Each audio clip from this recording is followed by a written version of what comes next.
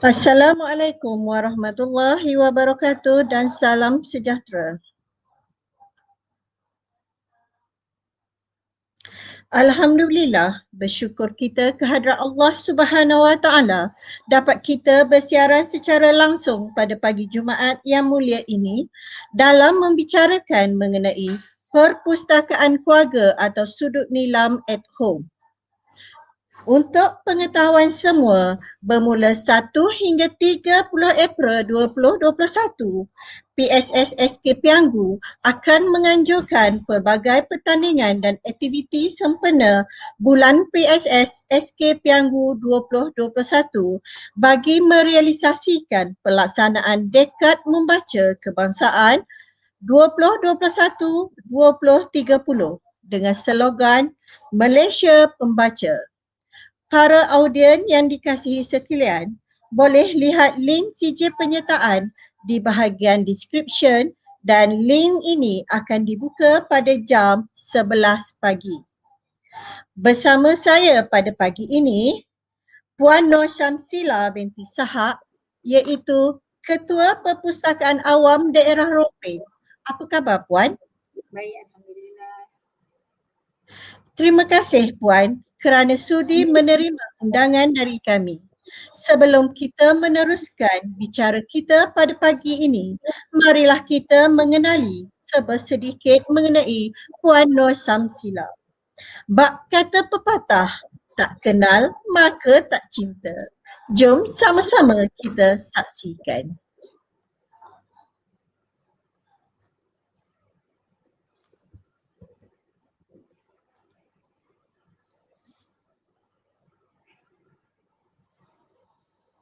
Berasal dari Temeloh Pahang, mula berkhidmat di Perpustakaan Awam Daerah Rompin pada 1 Mac 2021.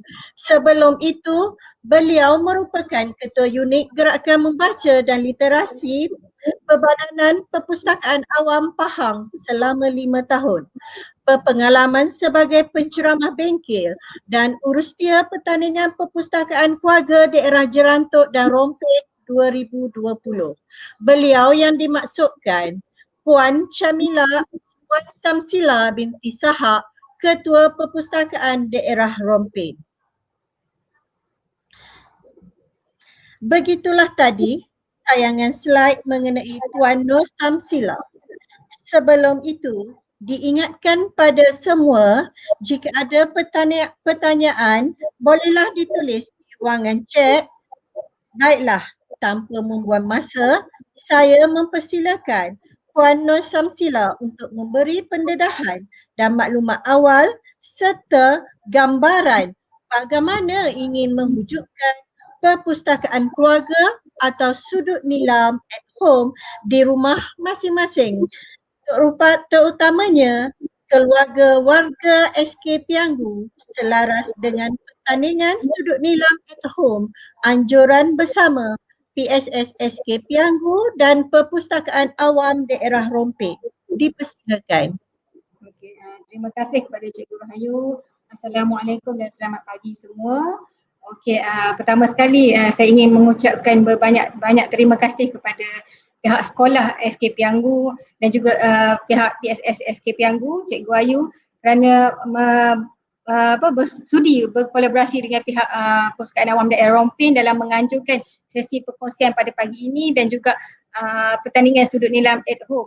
Okey, tak lupa juga terima kasih kepada penonton ataupun pendengar bagi sesi perkongsian pada pagi ini yang mana saya dimaklumkan penonton ataupun pendengar pada pagi ini merupakan daripada kalangan ibu bapa, guru-guru sekolah, kaki tangan sekolah dan juga daripada sekitar Rompin yang mana dapat meluangkan masa bersama kami pada pagi inilah. Okey, tanpa melengahkan masa lagi, saya teruskan dengan sesi perkongsian pada pagi ini iaitu mengenai perpustakaan keluarga ataupun saya akan lebih menjurus kepada macam mana nak mewujudkan sudut bacaan ataupun sudut nilam bersempena dengan sudut nilam at home. Okey, baiklah saya tunjukkan slide pembentangan saya.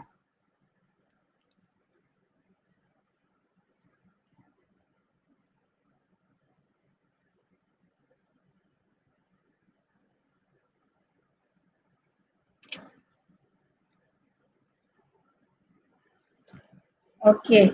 Okey, bila kita sebut perpustakaan keluarga ataupun sudut bacaan ataupun ruang bacaan ni, apa perkara-perkara yang perlu kita ambil tahulah ataupun apa perlu kriteria-kriteria yang perlu kita wujudkan dalam penumbuhan perpustakaan keluarga ataupun macam mana kita nak mewujudkan sudut bacaan dalam kediaman kita lah. Okey, dalam sesi perkongsian saya pada pagi ini, saya akan tunjukkan ataupun saya akan kongsikan beberapa perkara yang mana kriteria-kriteria ini perlu ada lah dalam perpustakaan keluarga ataupun sudut nilam at home ni.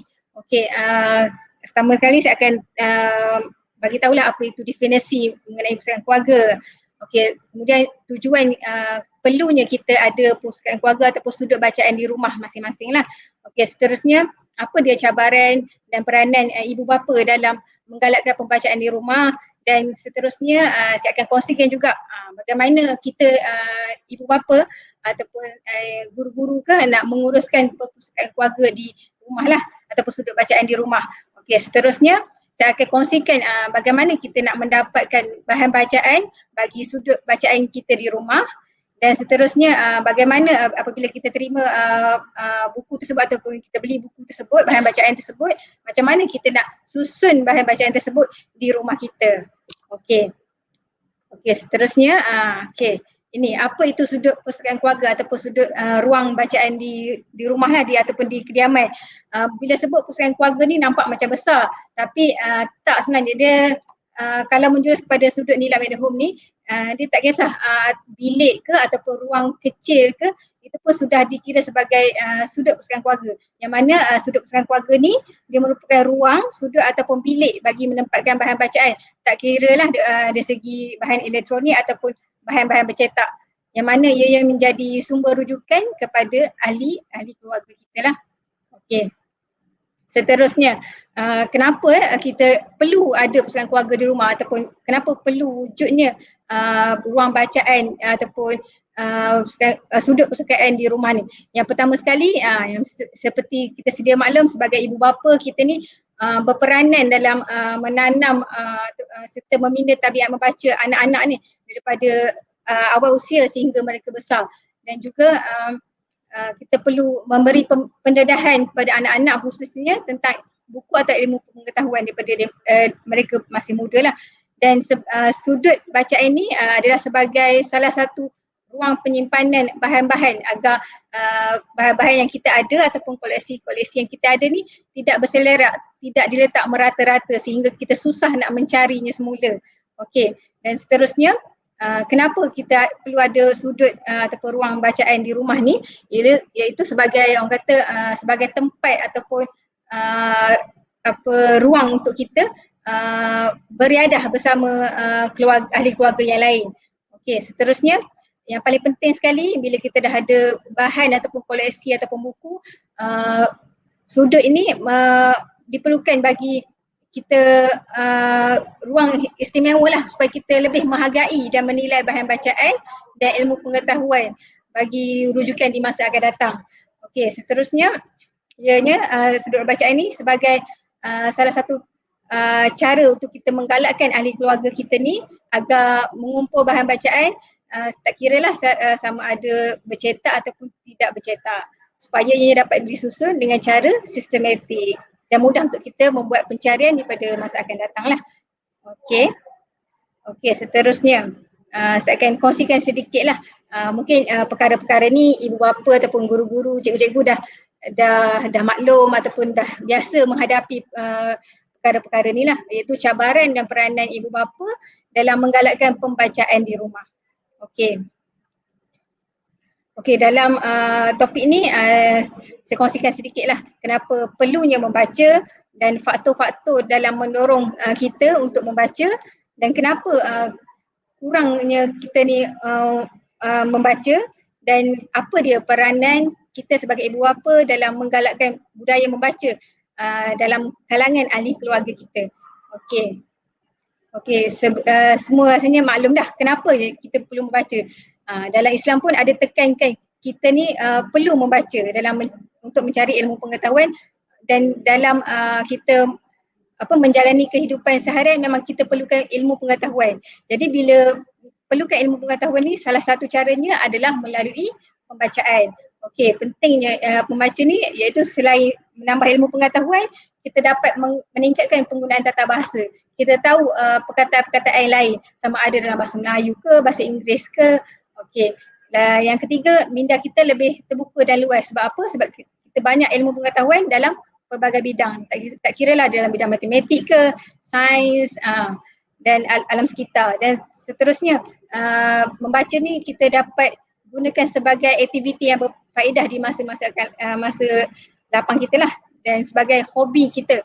Okey, dan seterusnya yang paling penting sekali adalah meningkatkan daya fikir seseorang. Sebab apabila kita membaca ni otak kita digunakan. Okey. Okey, selain daripada itu membaca ni dapat meningkatkan kemahiran ataupun kepakaran dalam sesuatu bidang yang kita ceburi lah. Okey, seterusnya membaca ni juga dapat mengelakkan kita daripada melakukan perkara-perkara negatif yang mana ianya tak mendatangkan manfaat kepada diri kita sendiri.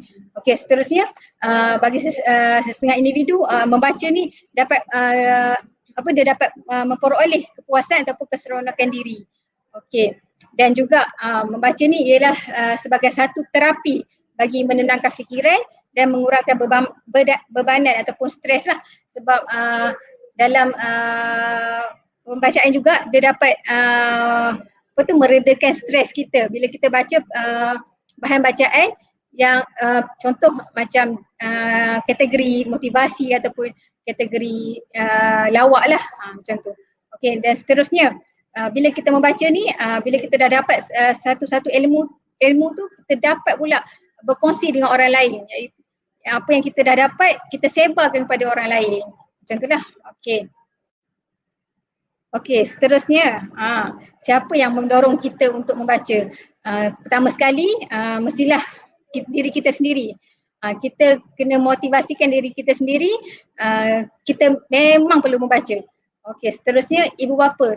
Ibu bapa ni memainkan peranan penting dalam mendorong anak-anak ini membaca sebab ibu bapa ni adalah role model daripada rumah.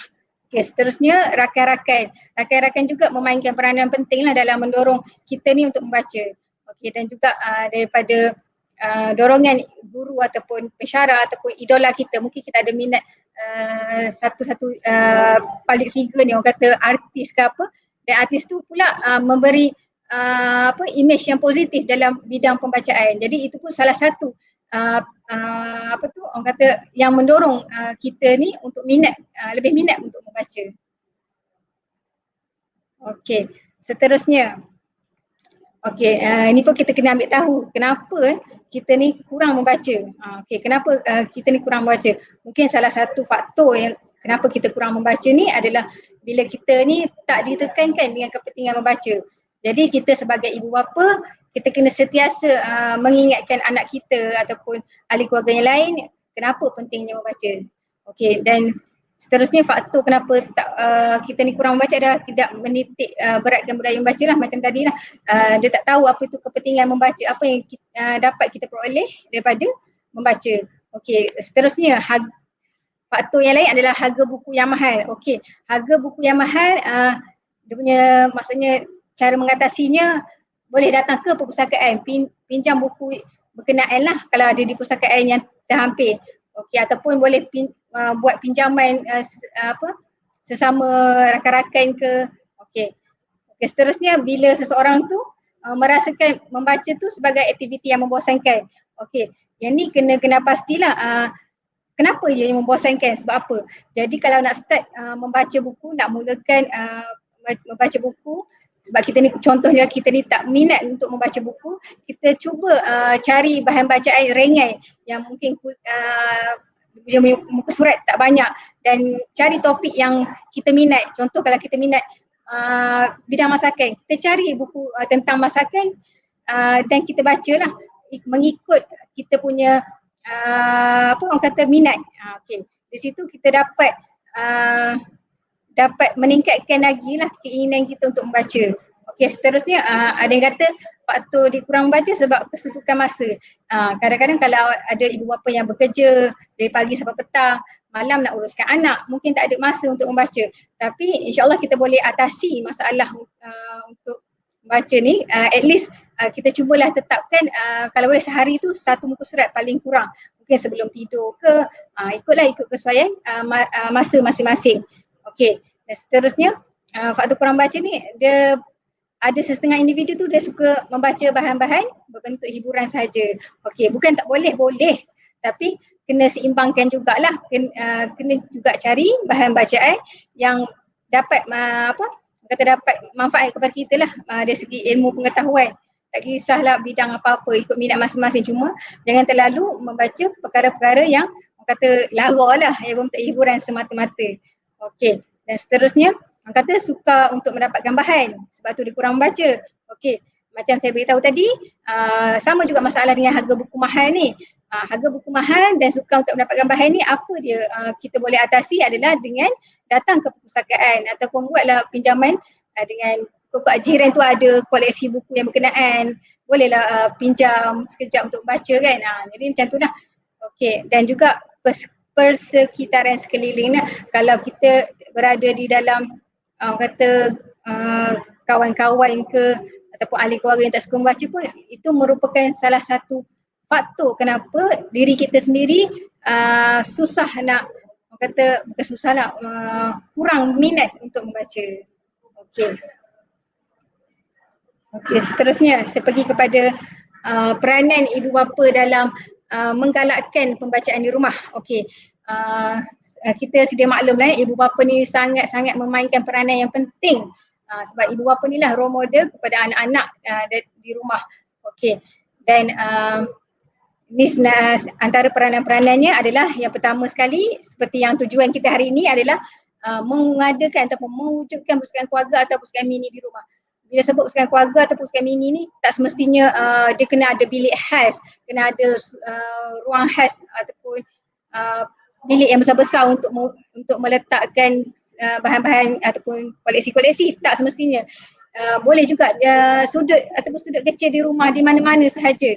Boleh dikategorikan sebagai sudut bacaan.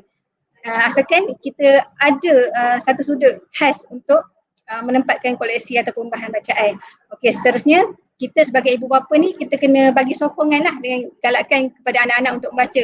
Kita sendiri kena jadi contoh kepada anak-anak untuk mereka membudayakan tabiat membaca ni. Okey, dan seterusnya tidak berkira dalam membuat pelaburan untuk membeli buku yang sesuai untuk anak-anak lah. Yang ni kita bergantung kepada kemampuan ibu bapa lah. Kalau mungkin dah tak mampu nak beli buku mahal, okey, boleh bawa anak-anak ke perpustakaan. Dan kita kat sini pun di perpustakaan pun banyak koleksi-koleksi buku yang boleh dipinjam dan dibawa balik. Okey, seterusnya. Okey, salah satu caranya ibu bapa ni kalau keluar berjalan-jalan boleh singgah di kedai buku. Buatkan dia sebagai satu checkpoint bila keluar rumah untuk berjalan-jalan. Singgahlah kedai buku mana-mana. Okey, seterusnya sama juga bawa anak-anak ke pesta buku atau karnival buku. Okey, seterusnya aktiviti yang boleh menggalakkan pembacaan di rumah ni adalah buat kaedah tampal kedatangan akhbar ataupun bahan-bahan ilmiah. Ini terpulang pada ibu bapa lah. Mungkin ada anak ni suka tentang sukan. So buatlah aktiviti dengan anak-anak ni tanpa keratan akhbar yang berkaitan topik sukan. Okey, sebagai contoh lah. Okey, dan seterusnya peranan ibu bapa ni jadikan membaca sebagai hobi.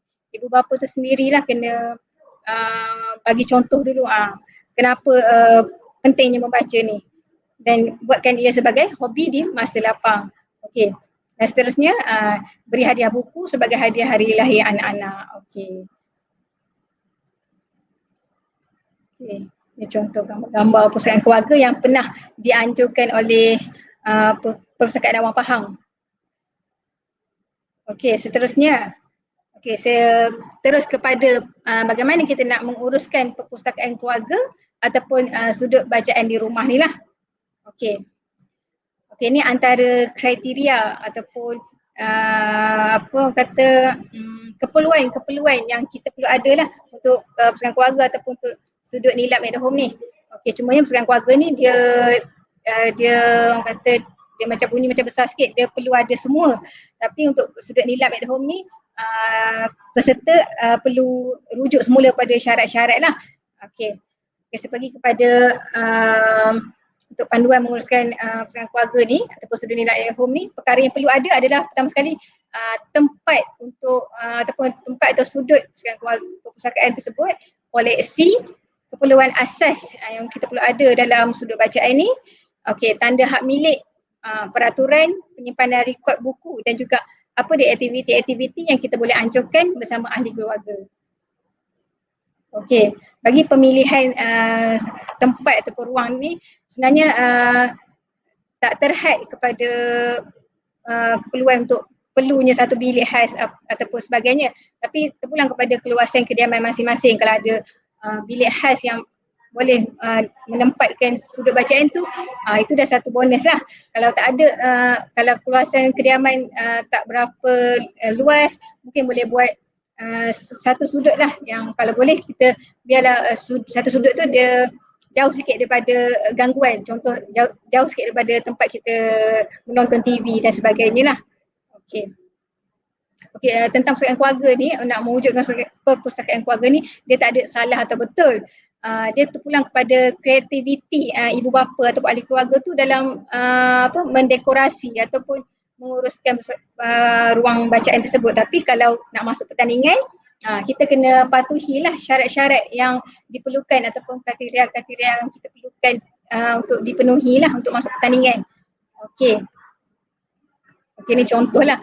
Tak kisahlah tempat tu di mana, di tepi tangga, di ruang khas. Okey, ni contoh perpustakaan keluarga yang pernah masuk pertandingan perpustakaan keluarga. Suatu ketika dululah anjuran Perbadanan Perpustakaan Awam Pahang. Okey, ni contoh sudut perpustakaan keluarga. Okey, yang ni salah satu perkara yang penting juga bila kita dah wujudkan sudut bacaan ni, mesti kita nak kena letakkan koleksi ataupun bahan dalam ruang tersebut. Okey, dan koleksi-koleksi ni macam kita sedia maklum, kita ada versi bercetak ataupun tidak bercetak. Dan bahan bacaan ni, ni seperti yang tertera di slide ni, ada bahan rujukan seperti kamus, atlas, ensiklopedia, buku manual kereta, motosikal, buku resepi dan macam-macam lah. Dan juga bahan bacaan berbentuk pengetahuan ataupun ilmiah. Okay, dia tak kisahlah ada buku ilmiah ataupun buku hiburan, berbentuk hiburan. Contoh macam komik ke. Okay. Ni antara lain bacaan riadah seperti novel, buku bergambar, majalah, album keluarga atau laporan kerja yang dihasilkan oleh ahli keluarga sendiri. Dan juga ini kalau zaman teknologi sekarang ni mungkin adalah mungkin keluarga ada koleksi ni, iaitu bahan tidak bercetak seperti DVD, CD, permainan pendidikan seperti Scrabble ke, Sahiba, Catur, Kera atau Congkak lah. Okey, terpulang kepada apa koleksi keluarga ada. Okey, ni contoh-contohnya bahan-bahan. Okey. Album stamp pun kita boleh letakkan sebagai koleksi kita. Album gambar, peta Malaysia ke peta dunia, ataupun kita ada cenderamata ataupun orang kata medal yang pernah ahli keluarga kita sertai pertandingan, apa-apa pertandingan. Dan juga kita boleh gambar di bawah sekali tu adalah salah sila keluarga. Itu pun boleh dijadikan sebagai salah satu koleksi di ruang bacaan kita. Okey, seterusnya saya pergi kepada keperluan asas bagi perpustakaan keluarga ataupun untuk mewujudkan sudut bacaan atau sudut nilam at home ni. Okey, salah satunya yang paling penting adalah mestikan ada rak buku lah. Rak buku bagi menempatkan buku-buku. Tak kisahlah bentuk macam mana, ikut pada kemampuan ahli keluarga lah untuk rak buku ni. Nak beli boleh, nak buat sendiri pun boleh atas kreativiti masing-masing. Okey, dan seterusnya kotak majalah ataupun risalah. Ini terpulanglah kalau ada majalah ataupun risalah-risalah ataupun flyers ataupun flyers ke, boleh tempatkan di satu kotak khas supaya ianya tak rosak. Okey. Seterusnya kalau ada peralatan elektronik, perlu ada rak khas untuk peralatan elektronik. Contohnya macam kita nak menempatkan laptop, nak menempatkan printer ataupun dan lain-lain lah. Okey, lain-lain peralatan yang perlu adalah keperluan untuk pembacaan lah. Kenalah ada meja, mesti ada kerusi. Kalau tak ada kerusi meja pun kita ada apa tu orang kata sebagai alas untuk kita selesa untuk buat aktiviti di sudut bacaan tu lah. Okey. Dan juga apa-apa perhiasan atas aktiviti masing-masing untuk menambahkan keceriaan kepada sudut bacaan kita. Okey. Ini contoh rak buku. Tak kisah atas kreativiti masing-masing lah. Okey, seterusnya tanda hak milik. Apa itu tanda hak milik? Tanda hak milik ni bila kita ni atas inisiatif ahli keluarga lah. Kalau kita banyak koleksi bahan bacaan, kita takut buku tu hilang. Bila orang pinjam, dia tak pulang. Jadinya salah satu inisiatifnya kita boleh letakkan tanda hak milik kita. Contoh kita boleh gunakan cop lah. Guna cop ataupun kita cetak atas kertas, kita tampal di buku ataupun kita guna stiker ataupun kita tulis dalam buku tersebut hak milik siapa. Contohnya lah.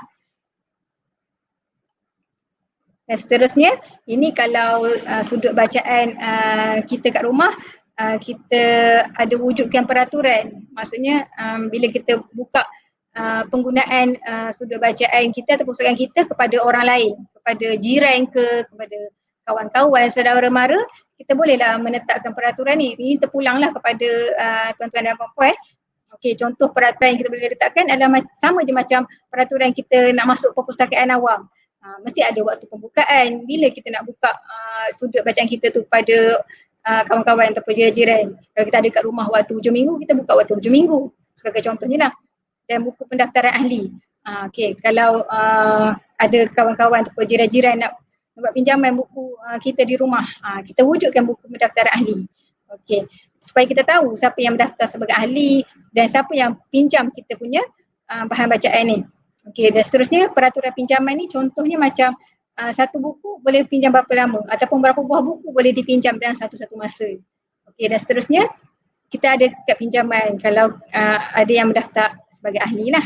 Okey, itu salah satu keperluan dalam mewujudkan sudut pusakaan keluarga ni lah. Tapi kalau dalam kriteria sudut nilam at home ni, saya tengok tak ada keperluan untuk mewujudkan peraturan ni lah. Cuma untuk pada masa akan datang, bila wujudnya sudut pusakaan keluarga di rumah ni bolehlah buatkan peraturan supaya ianya lebih sistematik. Okey, seterusnya bagaimana untuk kita membuat penyimpanan rekod buku yang mana setiap buku ataupun bahan-bahan koleksi yang kita ada di sudut bacaan ni kita tahu. Dan salah satu caranya adalah kita buat senarai bahan. Maksudnya kita buat list, kita buat senarai bahan tu kita simpan dalam fail khas lah. Kita letakkan di satu ruang khas. Dan seterusnya kita type ataupun kita masukkan dalam komputer ataupun laptop lah. Macam tu. Supaya kita tahu apa buku-buku yang kita ada. Okey. Dan seterusnya yang penting sekali bila kita dah ada sudut bacaan ataupun sudut ruang bacaan keluarga ni, kita perlulah menjalankan apa-apa aktiviti bersama ahli keluarga ataupun jiran-jiran ataupun saudara mara yang mana aktiviti-aktiviti ni dapat merapatkan silaturahim dan juga dapat memupuk dan menanam lagi meningkatkan tabiat membaca kalangan ahli keluarga kita lah. So antara aktiviti yang kita boleh jalankan dengan ahli keluarga kita yang macam di slide ni, aktiviti di dalam rumah. Contoh buat pokok buku, bercerita bersama, storytelling ataupun cari bahan atau maklumat, teka silang kata, baca puisi dan permainan indoor games. Contoh macam Scrabble, Sahiba, Congkak, Catur lah. Ikut atas keupayaan keluarga masing-masing. Dan juga boleh mengadakan aktiviti di luar rumah. Okey, menggalakkan ahli keluarga menjadi ahli pusakaan awam. Okey, ataupun lain-lain pusakaan yang berdekatan. Boleh juga pergi melawat ke pusakaan awam ataupun pusakaan awam daerah, desa ataupun mana-mana pusakaan yang berdekatan dengan kediaman masing-masing lah. Okey, boleh juga melawat pesta buku ataupun pameran buku. Cumanya sekarang ni kita dalam norma baru ni kita tak ada pesta buku secara besar-besaran seperti sebelum ni lah. Semuanya banyak dalam online. Okey, seterusnya mengunjungi kedai buku. Okey. Okey, seterusnya kita dah tahu dah macam mana nak menguruskan perpustakaan keluarga ataupun sudut nilam at home ni. Okay, seterusnya adalah perolehan bahan perpustakaan. Macam mana kita boleh dapatkan bahan-bahan ataupun koleksi-koleksi untuk sudut kita lah, sudut bacaan di rumah ni. Okey. Okey, perolehan bahan ni kita boleh dapat secara kita beli sendiri mengikut kemampuan. Kita beli sendiri ataupun kita dapat sumbangan daripada siapa-siapa lah. Okey, untuk sebagai koleksi kita. Okey, seterusnya okey. Saya sebut tadi bahan ataupun koleksi untuk sudut bacaan kita ni, kita ada bercetak ataupun tidak bercetak. Okey, antaranya buku lah, buku, poster, carta gambar apa semua. Dan tidak bercetak kita ada e-book ataupun kita ada pangkalan data dalam komputer, kita ada CD atau DVD, kita ada kaset kalau ada lagi kaset. Okey, dan pita video. Okey. Okey, bila kita dah dapat bahan ni, macam mana kita nak nak susun bahan tersebut di atas rak ataupun nak susun bahan tersebut di ruangan bacaan kita. Okey. Di sini saya akan kongsikan pengelasan dan pengkatalogan. Maksudnya di sini bagaimana kita nak susun buku tu mengikut sistem sistem dalam ilmu pengurusan perpustakaan ataupun kita boleh reka sendiri. Okey. Okay, saya kongsikan okey. Dalam ilmu saya pengetahuan ni kenapa perlunya pengelasan ni disebabkan kita perlunya memberi kemudahan kepada pengguna kita lah ataupun memberi kemudahan kepada kita sendiri. Kita nak dapatkan bahan bacaan mengikut keperluan supaya bila kita nak buku tu kita tahu dekat mana supaya ini cepat kita boleh akses dan juga teratur lah kita punya sudut bacaan tu. Okay, kemudiannya supaya mudah dan dapat menentukan di mana tempat menyimpan. Okay, kita dah tahu dah. Contoh kalau buku kanak-kanak, buku anak-anak kita, buku kanak-kanak kita tahu dekat mana kita simpan. Kalau buku dewasa tentang agama, kita tahu kat mana kita simpan. Okey. Okey, pengelasan. Apa tu pengelasan? Ada satu proses yang mana kita mengorganisasi bahan-bahan, kita mengikut bidang ataupun mengikut tajuk perkara lah, mengikut mata pelajaran ataupun topik. Supaya bila kita nak ambil satu buku, contoh nak ambil buku tentang sains, kita tahu kat mana buku tentang sains. Kita nak ambil buku tentang geografi, tentang sejarah, kita tahu kat mana kita nak ambil. Okey. Yang mana sistem pengelasan ni yang baik dan mudah difahami, kita dapat membantu diri kita sendiri dan juga pengguna lah ataupun kata kalau ada buka sudut bacaan tu kepada orang lain boleh mencari bahan tersebut dengan mudah dan cepat. Okey. Okey, kalau ikut pengurusan perpustakaan, sistem pengelasan ni ada dua. Kita ada sistem pengelasan perpuluhan diri yang mana yang ni DDC ni kita gunakan di perpustakaan awam. Contoh macam perpustakaan awam daerah Rompin, perpustakaan desa di daerah Rompin menggunakan sistem DDC ni. Dan juga ada satu lagi Library of Congress Classification System LCC yang mana sistem LCC ni digunakan oleh perpustakaan akademik. Okey. Okey, tujuannya macam saya sebut tadi, kenapa kita perlu mengelaskan bahan bacaan ni mengikut topik, mengikut tajuk perkara. Sebab kita nak dapat buku ataupun bahan tu dengan cepat dan tepat lah. Okey, dan seterusnya supaya bahan-bahan yang kita ada tu tersusun dalam kelompok yang sama. Contoh, situ dah kita letakkan sains, situ kita letak agama, situ kita letakkan buku-buku motivasi supaya senang kita nak ambil semula. Dan juga memudahkan penyusunan buku supaya sudut bacaan di rumah kita nampak teratur dan kemas. Okey. Seterusnya dapat membantu kita dari segi statistik lah, orang kata kita tahu berapa jumlah bilangan buku kita dan juga kita tahu macam mana rekod pinjaman kita lah, siapa yang pinjam buku kita. Okey, siapa yang belum pulang buku kita kan. Okey, seterusnya Macam saya sebut tadi, memudahkan pengguna untuk mencari bahan, memudahkan maksudnya bila kita nak buku tentang sains, kita pergilah tempat yang kita dah tanda itu buku sains, contohnya lah. Okey.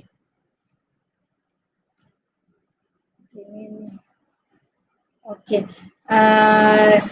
Selain daripada menggunakan sistem pengelasan tadi, okey, dalam kriteria pusaran keluarga ni sebenarnya selain daripada sistem pengelasan, kita boleh gunakan kaedah lain dalam menyusun bahan bacaan ni. Contoh saya boleh tunjukkan di sini adalah menggunakan stiker berwarna, ataupun kalau dalam bahasa lainnya kami guna color coding. Color coding ni kita menentukan contoh buku kanak-kanak kita buat warna orange, stiker warna orange. Okey, kita tampal macam ni. Kita tampal macam ni di buku ni lah. Kita tampal macam ni. Okey, kalau buku tentang novel kanak-kanak mungkin buat stiker warna pink, contoh macam tu lah. Itu color coding ataupun mengikut kod warna tertentu. Okey, kalau nak ikut pengelasan, sistem pengelasan DDC tadi, DW Decimal tadi, okey, kalau ikut yang tu, yang macam perpustakaan awam, sistem di perpustakaan awam lah. Contohnya macam ni lah, dia letakkan nombor dan juga nombor bagi buku tersebut lah, di tulang buku ni. Okey. Seterusnya ataupun kita sendiri boleh mereka kita punya sistem sendirilah. Itu terpulang kepada kreativiti masing-masing. Dan bagi yang ingin menyertai pertandingan student nilam at home tu, kena baca semula kriteria-kriteria apa keperluan dalam pertandingan tersebut, yang mana perlu memenuhi kriteria tersebut lah untuk mendapat markah yang tinggi, ataupun supaya memenuhi kriteria yang telah ditetapkan lah. Okey, dan juga jangan lupa untuk menghantar buku skrip tu pada sebelum ataupun pada 23 April di sekolah, yang mana penilaian untuk student nilam at home ni, kami di pihak perpustakaan akan membuat penilaian pada 26 April 2021 lah di Kuantan. Okey, sebelum saya lupa, saya maklumkan juga untuk pertandingan ni, untuk buku skrip student nilam at home ni boleh juga menggunakan tulisan tangan ataupun komputer. Dan kriteria lain, jangan lupa bila meletakkan gambar-gambar perpustakaan ataupun sudut bacaan di rumah, jangan lupa letakkan huraian sedikit mengenai gambar tersebut. Contoh, letakkan gambar rak buku, bagi huraian sikit rak buku. Okey, dan juga jangan lupa selitkan juga gambar-gambar aktiviti di dalam sudut bacaan ataupun perpustakaan keluarga. Okey, sebelum saya menutup saya punya sesi pembentangan saya pagi ni, saya nak tunjuk sedikit gambar pengalaman kami dalam menjayakan pertandingan perpustakaan keluarga di Jerantut baru-baru ni lah, dalam tahun lepas. Okey, saya tunjukkan sedikit.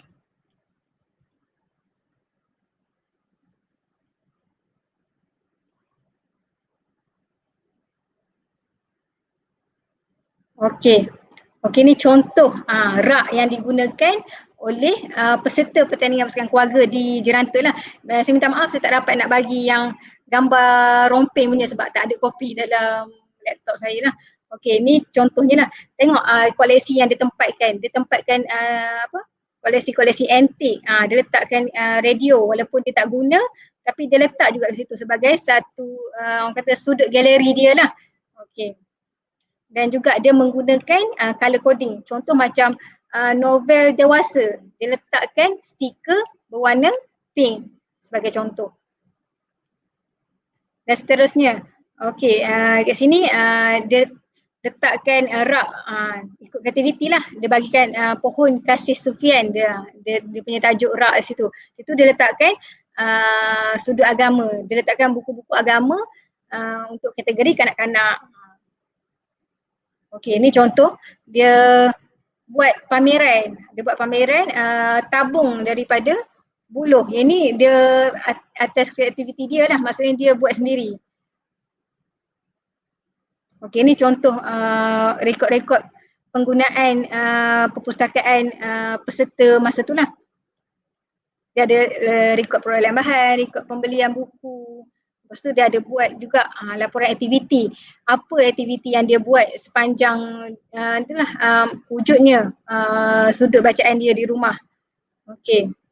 Ni contoh salah satu peserta ni dia buat family tree. Dia buat family tree. Okey. Dia buatkan salah silah keluarga dia daripada moyang dia, nenek dia, atuk dia sampailah ke dia. Okey.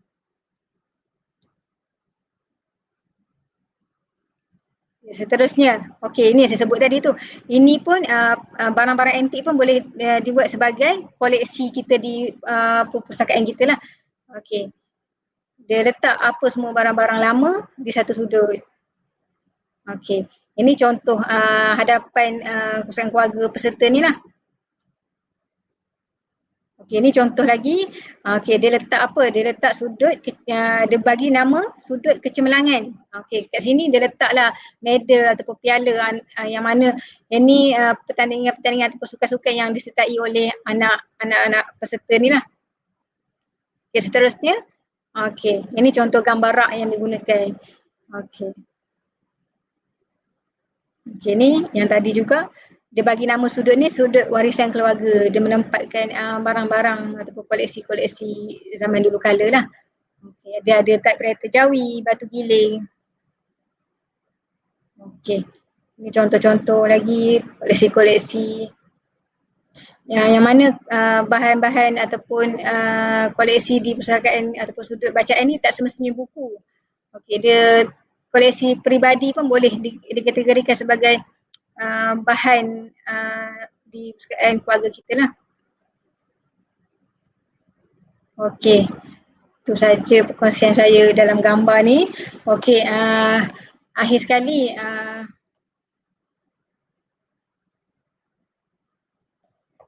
okey, sebagai pengakhirannya, okey, saya berharaplah kami di pihak perpustakaan berharap ibu bapa di luar sana ataupun guru-guru ke siapa-siapa di luar sana dapat mewujudkan sudut bacaan ataupun sudut perpustakaan keluarga di rumah masing-masing. Tak kiralah besar ke ataupun kecil ke, dan mestilah sentiasa dikekalkan, bukan untuk sahaja untuk pertandingan, tetapi kita perlukan untuk untuk pembelajaran sepanjang hayat. Maksudnya kita perlukan untuk masa-masa akan datang untuk manfaat kepada kita dan juga ahli keluarga kita. Okey, baiklah, setakat itu sahaja perkongsian daripada saya. Terima kasih kerana sudi mendengar perkongsian saya pada pagi ini, dan insyaAllah kita berjumpa lagi di sesi-sesi akan datang. Okey, terima kasih semua. Okay, Assalamualaikum warahmatullahi wabarakatuh.